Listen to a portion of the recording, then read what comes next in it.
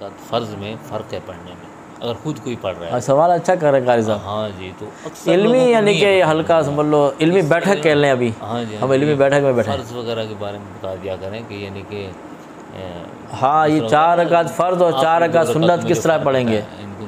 अफजल भाई को पता होगा माशाल्लाह, ये सवाल करते रहते हैं मुझसे। हाँ जी, तो और क्या पता है आप लोगों को? 4 रकात सुन्नत होगा ना, ये सुनेंगे आगे जो भी सुनेगा। 4 रकात सुन्नत मौक़दा, सुन्नत गैर मौक़दा, 4 रकात फ़र्ज़, तीनों को पढ़ने का कुछ फ़र्क है।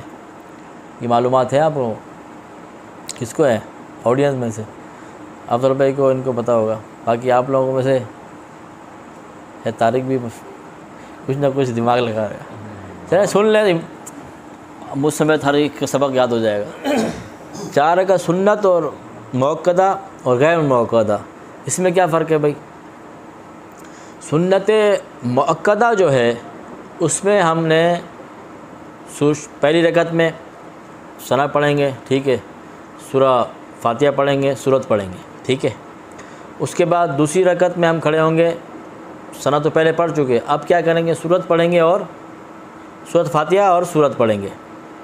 फिर अत्तहियात में जब बैठेंगे ना, सुन्नत मौक़दा की बात कर रहा हूँ, उसमें सिर्फ अत्तहियात पढ़ के खड़े हो जाएंगे फ़र्ज़ की तरह, ठीक है।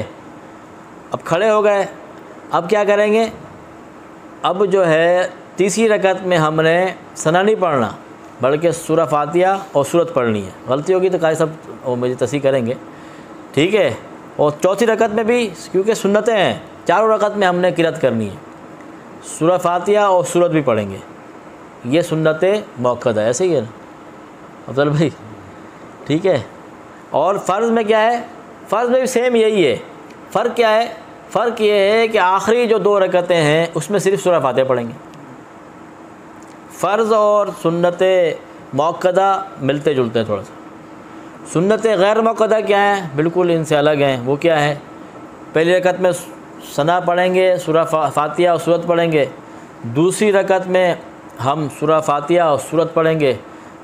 तीसरी रकत के उठने से पहले अत्तहियात भी पढ़ेंगे, दुरूद शरीफ पढ़ेंगे, दुरूद शरीफ के बाद की दुआ भी पढ़ेंगे, ठीक है। फिर खड़े होंगे, फिर सना भी पढ़ेंगे, फिर उसके बाद फिर वैसे ही पूरा, फिर सूरत फातिहा और सूरत पढ़ेंगे। दूसरी रकत, आखिरी रकत में फिर सूरा फातिहा और सूरत पढ़ेंगे, ठीक है कारी साहब? यानी कि सुन्नत, तीनों में अलग अलग सुन्नत और फ़र्ज़ में फ़र्क हो गया ना, मौक़दा। हाँ, सुन्नत मौक़दा, सुन्नत गैर मौक़दा, फ़र्ज़ थोड़ा थोड़ा फ़र्क है। ये आराम से आजकल बट्स आपके पास मोबाइल है। हाँ, मौक़दा और गैर मौक़दा। मौक़दा वो जिसकी ताक़ीद के ये नबी करीम सल्लल्लाहु अलैहि वसल्लम ने उसे हमेशा पढ़ा है, तो उसको पढ़ना लाजमी है, नहीं पढ़ेंगे गुनाहगार होंगे। और वो कौन सी हैं? वो आसान तरीका है, 4 रकात सुन्नत असर की, 4 रकात सुन्नत इशा की शुरू की, ये गैर मौक़दा है। इसके अलावा जितनी भी सुन्नतें हैं, चाहे फ़जर की हैं, ज़ोहर की 4 सुन्नतें हैं, 2 सुन्नतें हैं, इसी तरह फिर मगरिब की 2 सुन्नतें हैं, इशा की फिर बाद की 2 सुन्नतें हैं, वो सारी मौक़दा हैं। वो छोड़ना गुनाहगार हो जाएंगे आप। इसीलिए इशा की नमाज़ भी बोला गया है यही कि अगर आप के पास वक्त कम है तो कम से कम आपने 4 फ़र्ज़, 2 सुन्नतें, 3 वितर पढ़ना है। इसको आदत ना बनाएं, हमने आदत बनाई हुई है, तो इसलिए जब नवाफिल हम नहीं पढ़ते, क्योंकि आप कहीं भी जॉब कर रहे हैं, अगर एक्स्ट्रा काम करेंगे तो आपके मालिक खुश होंगे। तो इस तरह ये नवाफिल, अल्लाह के नबी ने फरमाया कि अल्लाह फरमाता है फ़राइज़ वाजिबात के बाद बंदा नवाफिल की कसरत करता है, अल्लाह ताला उसे अपना महबूब बना लेता है, तो उसकी बातें कबूल होती हैं। वो जो बात दुआएँ करता है वो कबूल होती हैं। तो हमने नवाफिल छोड़ दिए, फिर सुन्नतें छोड़ देते हैं, गैर मौक़दा सुन्नतें छोड़ देते हैं, बाज़ लोग मौक़दा भी छोड़ देते हैं, तो मौक़दा छोड़ने वाले गुनाहगार होंगे।